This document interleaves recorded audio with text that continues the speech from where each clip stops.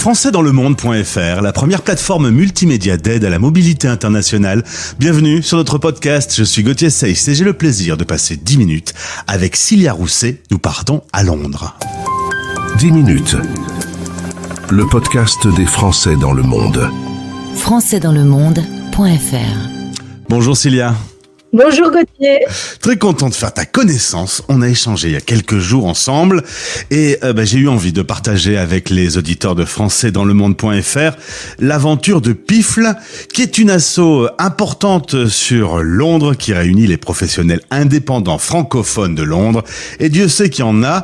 Mais avant, si tu veux bien, on va revenir sur ton parcours. D'abord, Cocorico, on est tous les deux de la même région, les Hauts-de-France. Tu es originaire de Lille. C'est ton berceau familial, tu me dis. Tout à fait. Voilà, toute ma famille est de Lille et la plupart de ma famille et de mes cousins sont encore dans le Nord. Alors, tu as grandi en Normandie, études de commerce, école de commerce. Ensuite, tu vas à Amiens, tu es diplômé en 94. Tu es ensuite à Paris pour travailler. Là, tu y rencontres ton futur mari qui propose une expatriation à Londres. Vous allez y arriver en septembre 2001. Il vient d'y avoir les tours jumelles qui se sont écrasées. L'économie est en berne. Mauvais timing. Tu m'as dit texto, c'était horrible. Je trouvais pas de boulot. C'était pas la vie sociale était pas très sympathique, hormis les collègues de mon mari. J'ai pas spécialement aimé cette expatriation. J'ai pas rencontré beaucoup de monde. Alors tu rentres en France avec monsieur, là il va y avoir le mariage, l'arrivée des enfants, tout se passe bien, puis un jour monsieur revient en disant « Tiens, j'ai à nouveau une proposition pour Londres » et là tu as pleuré. Voilà, ouais. Je suis partie en pleurant, j'étais bien à Paris, j'avais mon réseau, mes amis, les filles étaient scolarisées à l'école et et ça me plaisait bien, mais l'idée de repartir à Londres m'a pas forcément enthousiasmé beaucoup. Bon, alors au final, bonne surprise, cette fois-ci ça va mieux, tu t'occupes des enfants, t'es impliqué dans l'association Londres Accueil, on est partenaire avec la FIAF, on peut en toucher un mot, tu rentres dans cet asso, tu t'occupes du magazine papier, puis bientôt de l'arrivée des réseaux sociaux, tu t'occupes de la mise en place de la page sur Facebook. Là, c'est une belle aventure, cet asso. Londres Accueil, ça a été vraiment une très très chouette aventure. J'ai rencontré plein de personnes extraordinaires avec qui je suis toujours en contact aujourd'hui. C'est un super moyen aussi pour mettre en œuvre des compétences professionnelles et garder quand même un pied dans le monde entre guillemets du travail, tout en ayant une flexibilité qui est liée au bénévolat, parce que avec des enfants et des jeunes enfants à la maison et en expatriation, c'était effectivement très très appréciable. Donc le bénévolat a été vraiment une super expérience et j'encourage toutes les personnes qui le peuvent et qui s'expatrient dans un pays à le faire. C'est un bon moyen d'intégration. Puis les accueils de la FIAF sont extrêmement pratiques pour recréer du réseau, voir d'autres francophones ou d'autres francophiles. On ne le dira jamais assez. 2016, tu crées ta société, Cilia Rousset Communication, parce que ton expertise, tu veux la proposer plutôt aux Français de Londres ? Aux Français, initialement, parce que c'est mon réseau existant. Donc c'est comme ça que j'ai commencé, effectivement, à travailler avec les personnes qui faisaient partie de mon réseau. Et puis j'ai eu aussi des clients anglophones qui sont arrivés. Et donc aujourd'hui, j'ai un mix de clients anglophones et francophones avec qui j'ai le plaisir de travailler et d'accompagner. En tout cas, tu as l'occasion de rejoindre une autre association qui regroupe des professionnels indépendants francophones. Cette association va pas durer. Tu vas te dire, il y a un vide, il y a un manque, je vais le faire moi-même. Et c'est ainsi que tu crées PIFL, PIFL, professionnel indépendant francophone de Londres. Ça a été important, je pense, pour créer du réseau, faire des petites soirées sympas, se réunir. Voilà, ça existait déjà, je les ai pas créés, j'ai rejoint le groupe dans le cadre de mon activité. Simplement, la personne qui avait initié ce réseau, qui était un réseau vraiment super, est rentrée en France en fait, et donc j'ai repris l'organisation derrière en lui donnant plus un sens, en visant plus une population d'entrepreneurs. Initialement, c'était plutôt un groupe qui réunissait des gens des professions médicales, paramédicales, etc.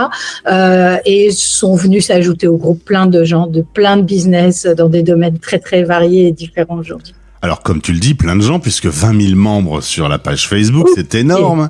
500 qui sont dynamiques et qui interagissent régulièrement.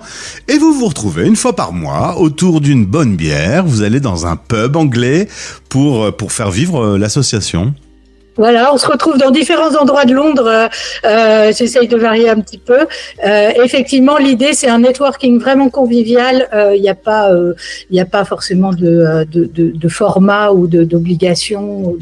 Voilà, c'est vraiment boire un verre ensemble, discuter, échanger, essayer de rencontrer un maximum de monde, et puis s'entraider entre Français parce qu'on est tous dans un pays étranger. C'est pas forcément évident pour tout le monde à la fois de développer son business, donc profiter des expériences des personnes qui sont déjà passées par là avant, c'est super.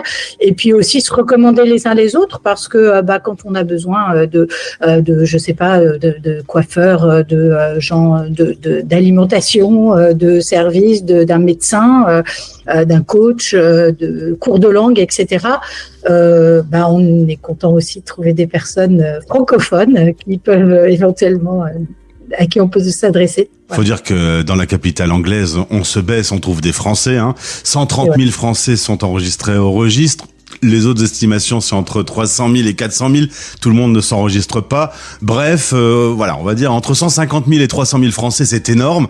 Beaucoup d'investisseurs, beaucoup de coachs, beaucoup de personnes qui ont créé leur entreprise et qui ont besoin de créer du réseau. Donc clairement, Pifl, il fallait le faire. Voilà. Alors oui, exactement. C'est pour les petits, les plus petits business. Effectivement, c'est une bonne manière de pouvoir démarrer en rencontrant beaucoup de gens. On est tous dans des domaines vraiment variés, donc tout ça à la fois potentiellement clients et fournisseurs les uns des autres. C'est ça aussi qui fait notre force. Et le pouvoir de se recommander les uns aux autres. Et depuis 2018, tu as vu quelques success stories se dégager parmi les membres ? Ouais, des belles rencontres, des belles collaborations qui font toujours plaisir. Il y a des gens qui, je les vois avancer aussi. Voilà, il y a eu aussi des business qui se sont arrêtés. Ça a été le cas beaucoup pendant le Covid, effectivement, qui a été un coup dur, je pense pour pas mal de petits business. Plusieurs sont rentrés en France, etc.